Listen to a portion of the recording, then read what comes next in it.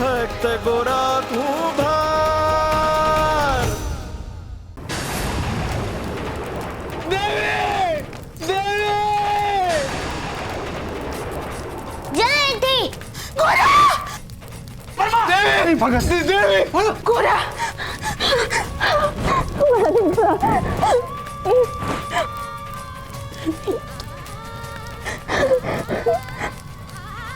તું ચિંતા ના કર, રડ નહીં, હું આવી ગઈ છું ને. હાલ, પણ તું આ શું કામ આવી માં? તું હાલ ને, હું તને લેવા આવી છું.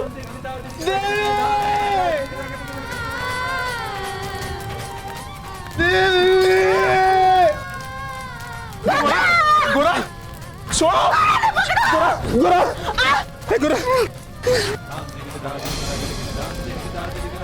देवी देवी देवी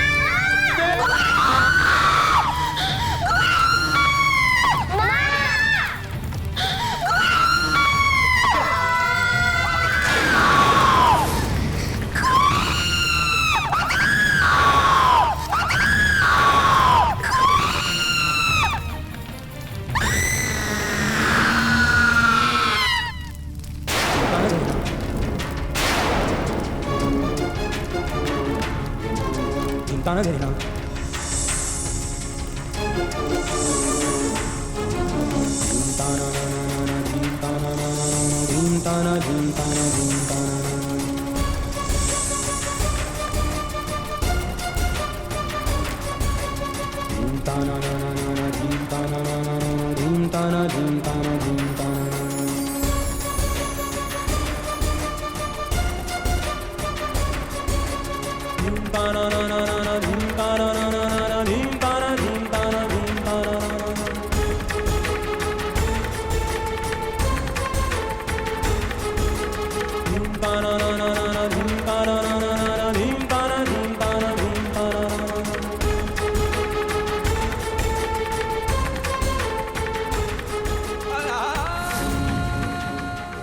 चलो परमा ने घरे ले जाइए.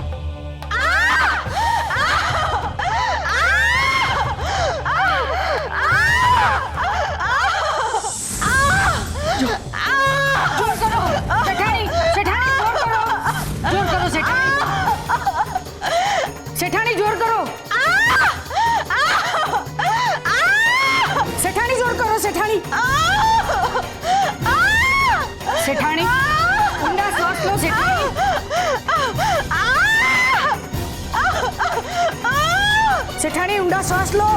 શેઠાણી. હરે કૃષ્ણ હરે કૃષ્ણ.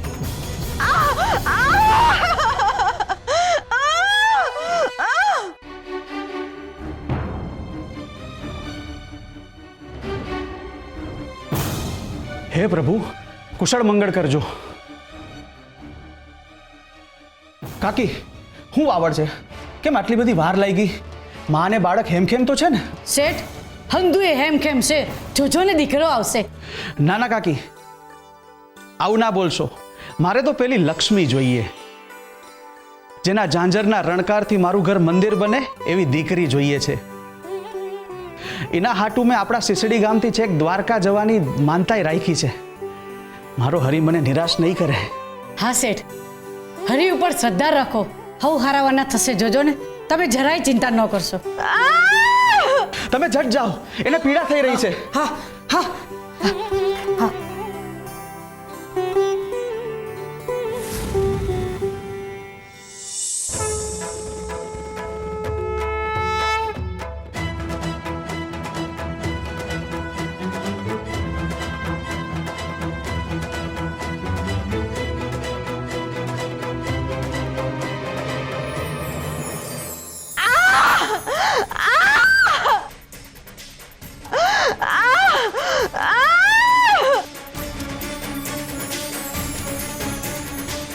કુસુમ, આ બધું શું થઈ રહ્યું છે? આ શાનો પ્રકાશ છે? કુસુમ ગોરીની તબિયત તો બરાબર હશે ને?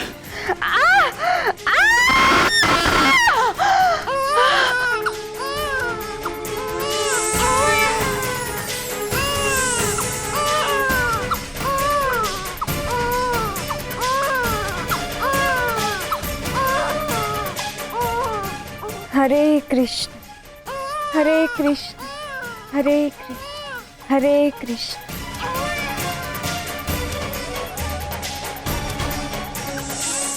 તે હાચવી લીધું મારા હરી. તારો ખૂબ ખૂબ આભાર મારા દ્વારકાધીશ.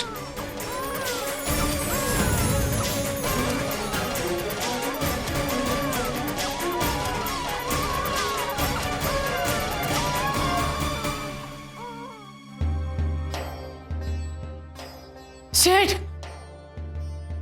શેઠ શેઠ, ગજબ થઈ ગયો શેઠ. શું થયું? તમે અંદર આવો.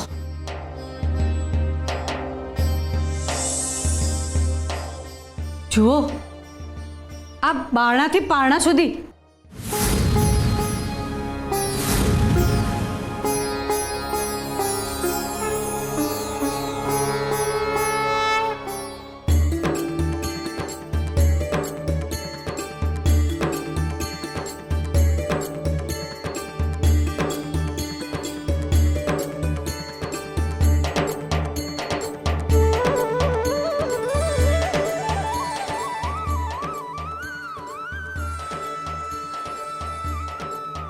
દીકરી પધારી છે. દીકરી નહીં, સાક્ષાત દેવી પધાર્યા છે. માતાજીનું રૂપ છે.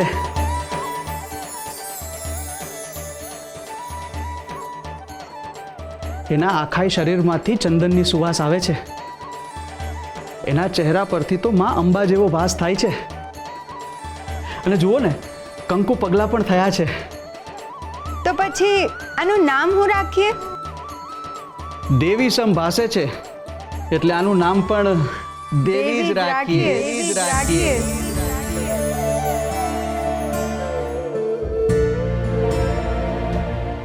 તમારી લીલા અપરંપાર છે ના.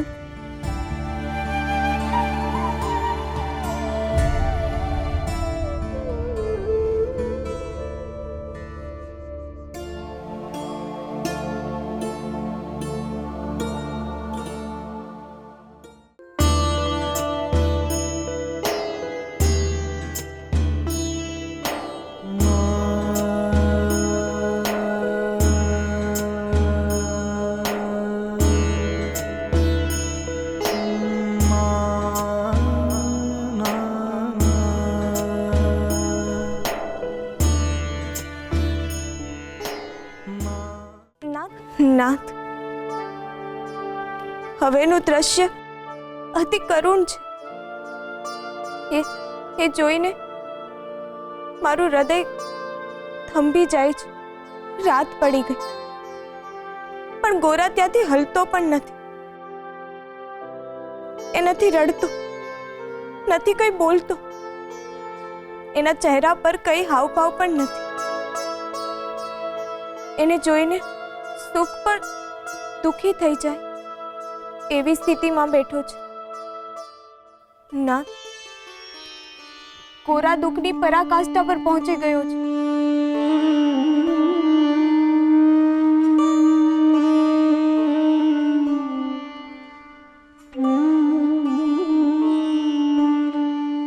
એક માતાને ગુમાવવાનું દુઃખ બાળકથી વધારે કોણ સમજી શકે રૂકમણી? પણ આ દુઃખ અસહ્ય છે ના. ક્યાંક કંઈક અમંગળ ના થઈ જાય. અચાનક આવેલી આ પરિસ્થિતિને ગોરા પચાવી ના શકે અને એના મગજ પર એની માઠી અસર થઈ ગઈ તો ના, ગોરા એની જાત પરનો કાબુ તો નહીં ગુમાવી બેસે ને. આ જ ક્ષણ માટે તો મેં એને તૈયાર કર્યો છે રૂકમણી. પણ અત્યારે એને કઈ જ યાદ નથી. સર્જન અને વિસર્જનની વાત સાંભળવી ખૂબ જ સારી લાગે, પણ જ્યારે પોતાની માતાનું મૃત્યુ થયું હોય ત્યારે વિશ્વના બધા જ તર્ક દુશ્મન બની જાય છે. પોતાની માતા પંચતત્વમાં પડી ગઈ હોય ત્યારે શાસ્ત્રનું કોઈ પણ જ્ઞાન કામ નથી લાગતું ના.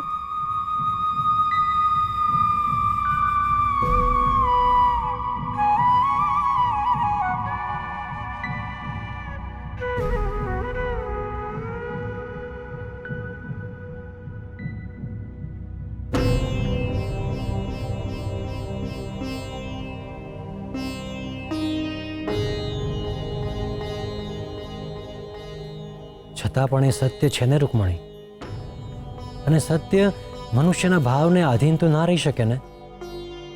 તમે સર્વ રીતે સાચા છો,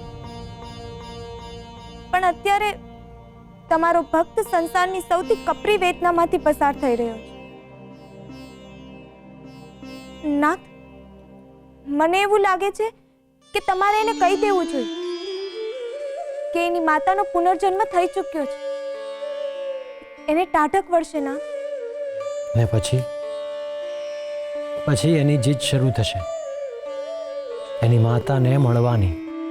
તો એમાં ખોટું શું છે? મારું મન કહે છે કે તમારે એને કહી દેવું જોઈએ. આ તમારું મન નહીં, તમારી મમતા બોલી રહી છે રૂકમણી. સર્જન વિસર્જન તો સંસારનો નિયમ છે, સંસારનું ચક્ર છે. એ ચક્રની જાણ અને સમજ ફક્ત કુદરતને જ હોવી જોઈએ.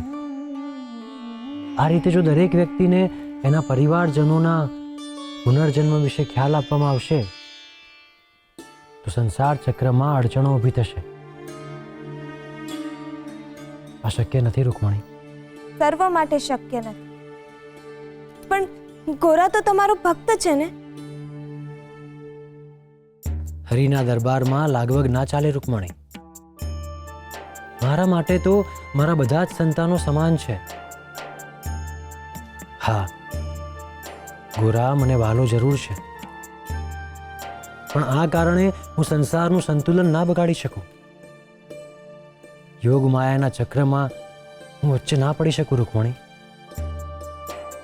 હા, પણ ગોરા પરની અતૂટ ભક્તિને લીધે હું એક ઘટનાનું સર્જન ચોક્કસ કરીશ. કેવી ઘટનાના? દેવીને કોઈ ભાઈ નથી અને ગોરાને કોઈ બહેન નથી,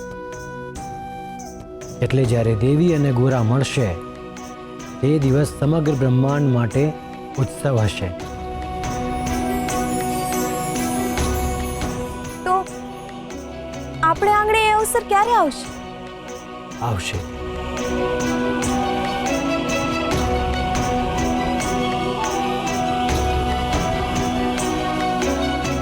એનો સમય આવશે ત્યારે આવશે. ત્યાં સુધી તમે ધીરજ ધરો. પણ નાથ, મને બહુ ચિંતા થઈ રહી છે. કઈ વાતની ચિંતા? દેવીના મૃત્યુ પછી ગોરાની તમારા પરની શ્રદ્ધા ઉઠી ગઈ તો? એવું નહીં થાય. મને ગોરાની શ્રદ્ધા ઉપર શ્રદ્ધા છે. થોડા સમય માટે આવેલી ઓટ સમુદ્રના કિનારાને નથી બદલતી. પણ નાથ, ગોરા અને તમારા વચ્ચે અંતર આવી ગયું તો? ના, હું એવું નહીં થવા દઉં.